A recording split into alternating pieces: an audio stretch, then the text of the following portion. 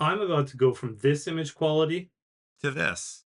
In today's video, I'm going to be talking to you about how I massively upgraded my video capabilities. And I'm going to be giving you some advice if you're starting a new YouTube channel. And yeah, don't shoot on that old camera.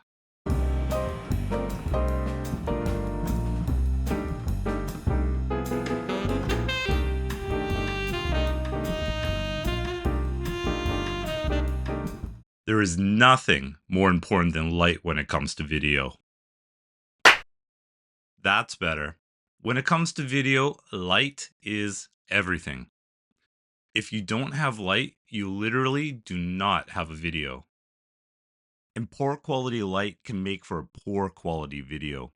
Now, when you think of light, you typically think of a light bulb or a flashlight, but there's another key element to lighting that you absolutely cannot overlook: your camera. Think of your camera as a machine that sucks up light to make photos or video. If your camera is not good at sucking up the available light and you're working in dim conditions, your video quality will look like complete garbage. And the worse the available light you're working with, the better your camera needs to be in order to make your video quality look good. The picture that you're watching right now is being shot on a Canon 600D. That camera was released in 2011, and right now, at the time of recording, it's 14 years old. Now, the Canon 600D did not have great movie capability back when it was released, and suffice it to say, it's not great now. I want you to take a look up in the corner right here. Can you see the dark spot? See how it's kind of dancing around? That's known as noise. Now, the Canon 600D is not great at producing images in low quality light. Well, at least not movies in low quality light. I'm sure that the still image quality of the camera is quite good, but as a video camera, no, not going to cut it. I'm shooting this in a pretty small space. This is my office at home, and it's lit by a pretty decent sized window. But generally speaking, it's a dim room. So the Canon 600D is definitely going to struggle here. And I would imagine that a lot of the older DSLRs are also going to struggle. That's why the image in the corner right up here kind of looks like it's dancing. You know, those shadows are kind of dancing. You have big blotchy squares that are just kind of uglying up your picture. Not only was this an old camera, it was an old camera with a small sensor. And small sensors always have a tougher time in low light situations. Ultimately, the image sensor and processor just did not have the horsepower to be able to work with low light levels and still output a great looking video image. Now, there's another factor in the camera equation that really impacts the image you get: the lens. Think of your lens as a straw that your camera uses to suck up the available light. The wider the straw, the more you can suck up. In camera speak, this is known as aperture. I could have easily picked up a wide aperture lens for the Canon, and that would have provided big improvements to the image quality.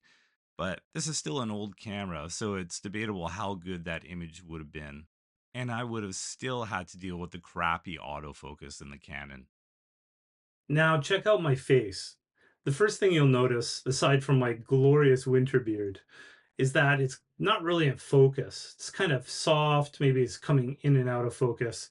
This is another problem with old cameras because they have old autofocus systems, and you often need better lenses, better autofocus systems just to get a clear shot.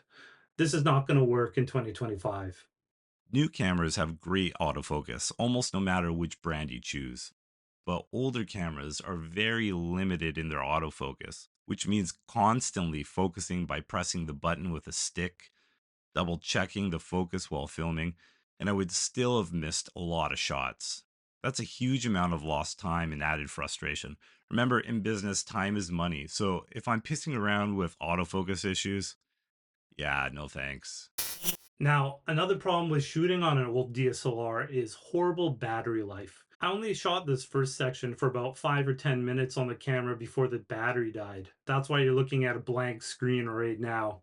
you're probably going to run into the same issue no matter what old DSLR you're shooting on. So even if it has decent video specs, having to go back and recharge the camera and then start shooting again, that really disrupts your workflow. So today I wrangled up wifey and we headed into downtown Seoul to check out the camera shops and hopefully find something that would be more appropriate to setting up a professional YouTube channel.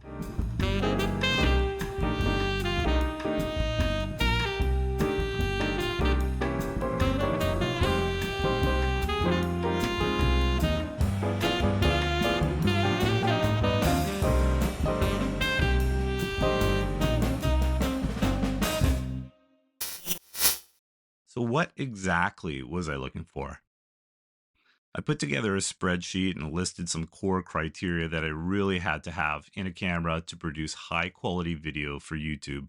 First, it had to be fairly new, not older than 5 years. Remember, technology marches on, and newer cameras are going to have much better video capabilities.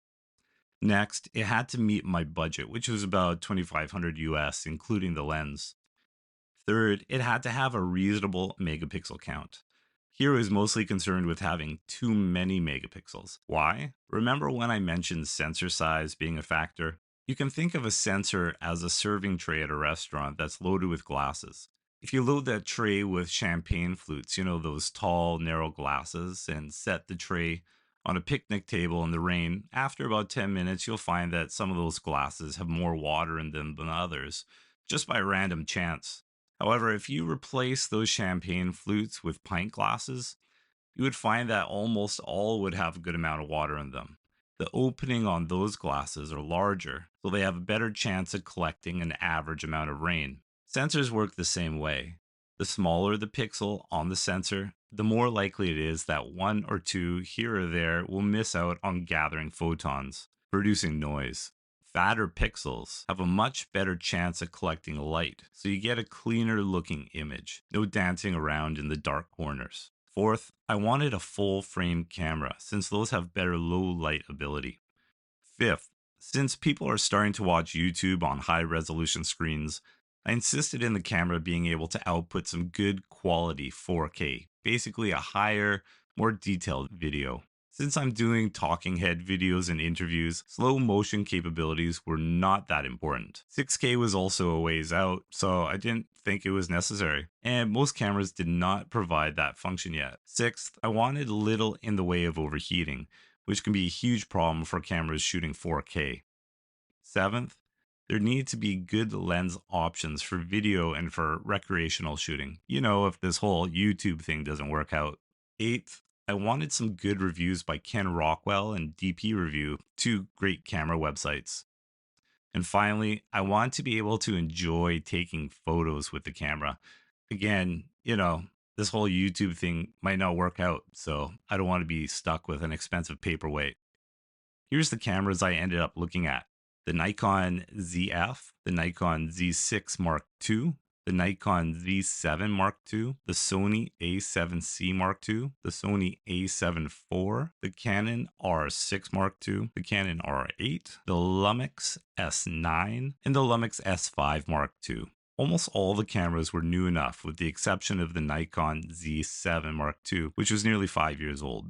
Still old enough to pass, but a black mark on the camera. All but two were below 2500, so the Canon R6 Mark II and the Sony A7C Mark II were eliminated. When it came to megapixels, three had higher counts than I liked, but the Z7 Mark II stood out at 45.7, which was enough to eliminate it. The rest were all full frame cameras, capable of good 4K recording. The Z6 Mark II could only record 4K in 8-bit color though, so worse than the others. And the Lumix S9 had a mandatory 1 hour, 20-minute recording shutoff. Almost all the cameras had overheating issues, but their severity differed quite a bit and also depended on who you talked to and what you read. The S5 Mark II was the only camera to not have any issues, while the ZF seemed like it could run much longer than the others when shooting 4K. When it came to lenses, I couldn't find a suitable one for the Canon since I wanted to record video with a teleprompter. All of the Canon lenses would extend when focusing, which other YouTubers reported as being a problem since it scraped against the glass of the teleprompter. So Canon was completely out at this point, which was a shame because the R8 was the cheapest full frame option. What did Ken Rockwell have to say? Well, he loved the Nikons, even if he didn't think they were as good as the Canon nowadays. But since the Canons were eliminated from contention, I took this as a good thing. Rockwell didn't even have a section on his site for the Lumix cameras, though, so I guess there was no love for the brand. What about DP review? All of the cameras were pretty good, but the ZF, Sony, and S5 Mark II stood out. The ZF was a cut above the Z6 Mark II, so that one was disqualified. Ultimately, since the Sony was older and had more strikes against it, I decided to eliminate it. And since the S9 didn't get a glowing review from DP Review and was totally ignored by Ken Rockwell, I struck it off my list. That left the ZF and the S5 Mark II, which had a face only a mother could love. In the end, the stunning looks of the ZF pushed it over the edge. I mean, look at this thing. Look at it. It's gorgeous. It almost looks as good as the X100. I think it satisfies that inner hipster inside all of us, and isn't that what really matters? So, how does it look? A lot better? The old camera, at least in low light, shot some really potato grade footage. So, I think this was a massive success. At least the image quality on this video is professional grade now. I'll be solving the sound issues next once and for all. So, look for a link to that video in the show notes below this video. I'll give you a hint though, you're looking at one of those solutions right now. So, now let's talk about you. If you're just starting a YouTube channel, you may be better off making a different decision than me. A lot depends on where you're shooting and specifically your lighting situation. Let me assume for a moment that you don't already have a camera or that your camera is pretty old. I'm also going to take a big leap and assume that you're going to make YouTube a serious effort and aim for professional videos to make money off of the platform. If you're shooting in lower light, maybe indoors with a small window, and you're not rigged out with a lot of bright lights, then you'll want to go the same route as me and buy a full frame camera with a wide aperture lens. This is really what you want to do if you want to have good video quality. That or move to a better shooting environment with more light. If you're filming in front of a set of windows that let in a lot of light, then you have more light to work with and can either go down the APS-C route or shoot a full frame on a smaller aperture lens. Most cameras after 2020 will shoot great video in good light, so you don't need to spend a lot of money to get great footage. Just remember to look at the 4K video capabilities and overheating issues. If you're shooting outside, then you really can shoot on anything. Light should always be good during the day, even on cloudy days, to get some really great looking footage. You may even want to shoot on an iPhone if you have one, since the high res video on your phone should be more than enough for YouTube. You would just have to think about storage space for those larger files and getting some good sound equipment. Speaking of sound equipment, I know this video sounds like which is why I've taken two key steps to massively improving my audio quality. Look for a link to that video in the show notes.